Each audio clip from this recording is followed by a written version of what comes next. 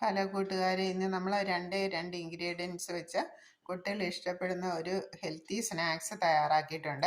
അത് കുട്ടികൾക്ക് ബ്രേക്ക്ഫാസ്റ്റ് പോലെയും കൊടുക്കാം, ചെറിയ കുട്ടികൾക്കൊക്കെ കുറുക്ക് പോലെയും നമുക്ക് തയ്യാറാക്കി കൊടുക്കാവുന്നതാണ്. അതിന് നമുക്ക് വേണ്ടുന്നത് ഒരു ഏത്തപ്പഴം, അതോടൊപ്പം തന്നെ നമ്മുടെ പച്ചക്കടല, നമ്മൾ പൊരിക്കടലയാക്കി തയ്യാറാക്കി എടുക്കുന്ന ആ പൊരിക്കടല, വറക്കാത്ത പച്ച കടല, നിലക്കടല, അത് നമ്മൾ ഒരു ദിവസം നമ്മൾ കുതിരാൻ ഇട്ട് വയ്ക്കുന്നത്. അപ്പം നമ്മൾ തലേദിവസം രാത്രിയിൽ ഈ പച്ചക്കടല ഒരു പിടി കുതിർത്താൻ ഇട്ട് വെച്ച് കഴിഞ്ഞാൽ പിറ്റേ ദിവസം ആകുമ്പോഴേക്കും നമുക്കത് നന്നായിട്ട് കുതിർന്ന് കിട്ടും. അപ്പോൾ നമുക്ക് അതിൻ്റെ തൊണ്ട് കളഞ്ഞ് കുതിർത്താൻ ഇട്ട് വയ്ക്കുക. അങ്ങനെ കുതിർന്ന് കിട്ടിയ ആ നിലക്കടല, പച്ച നിലക്കടലയും ഒന്നോ രണ്ടോ നമ്മുടെ മധുരത്തിന് ആവശ്യമായിട്ട് ഒന്നോ രണ്ടോ ഏത്തപ്പഴവും കൂടെ ചേർത്ത് നന്നായിട്ട് മിക്സിയിൽ അടിച്ചെടുക്കുക. അപ്പോൾ മിക്സിയിൽ അടിച്ചെടുക്കുമ്പോൾ നമുക്കിതുപോലെ ഒരു കുഴമ്പ് പാകത്തിലുള്ള ഒരു ഷേക്ക് പോലെ നമുക്ക് കിട്ടും.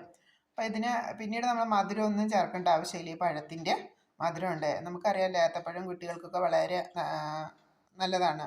സമ്പൂർണ്ണമായിട്ടുള്ള ഒരു ആഹാരമാണ്. രാവിലെയൊക്കെ നമ്മൾ കുട്ടികൾക്ക് ഏത്തപ്പഴം പുഴുങ്ങി കൊടുക്കും. അതുപോലെ പ്രായമായവർക്കും ഒക്കെ നമ്മൾ ഏത്തപ്പഴം സമ്പൂർണ്ണ ആഹാരമായിട്ട് കൊടുക്കാറുണ്ട്.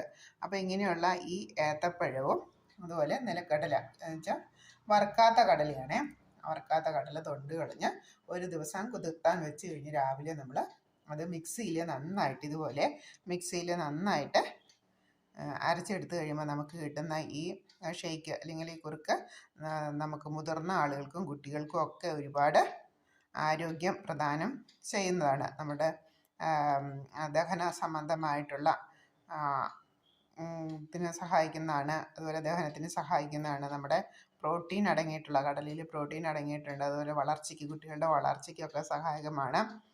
ഹൃദയാരോഗ്യത്തിനൊക്കെ സഹായകമാണ്. അതുപോലെ നമ്മുടെ ചർമ്മകാന്തിക്കൊക്കെ ഈ ആഹാരം വളരെ ഗുണപ്രദമാണ്.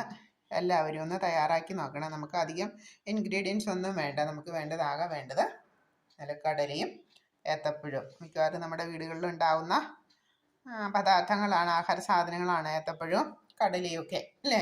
അപ്പം എല്ലാവരും ഒന്ന് തയ്യാറാക്കി നോക്കുക. പ്രത്യേകിച്ച് മധുരം ഒന്നും ചേർക്കണ്ട. ഇത് രണ്ടും മാത്രം മിക്സിയിൽ നന്നായിട്ട് അരച്ചെടുക്കുക. എന്നിട്ട് അത് നമുക്കൊരു സ്പൂണ് ഉപയോഗിച്ച് നമുക്ക് കഴിക്കാം. ഓക്കെ, വേറെ ഒന്നും ചെയ്യേണ്ടതില്ല. Okay, bye bye. അടുത്തൊരു വീഡിയോ ആയിട്ട് അടുത്ത ദിവസം കാണാം.